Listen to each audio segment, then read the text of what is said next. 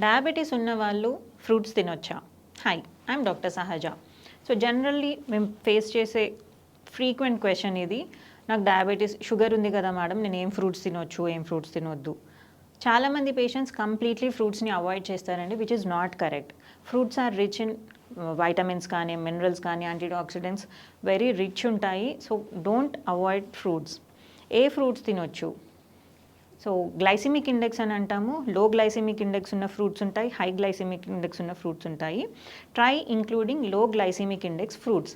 ఏంటి అవి? బెర్రీస్ కానీ, any kinds of berries, blueberries, strawberries, and vitamin C rich ఉన్నవి, పుల్ల పుల్లగా ట్యాంగీగా ఉన్నవి, సిట్రసీ fruits.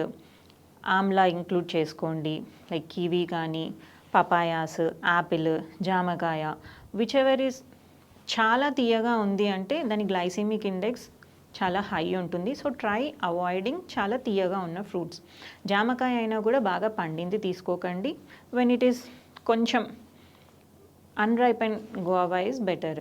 And main thing when coming to fruits, మీరు ఏ టైంలో తింటున్నారో అది ఇంపార్టెంట్.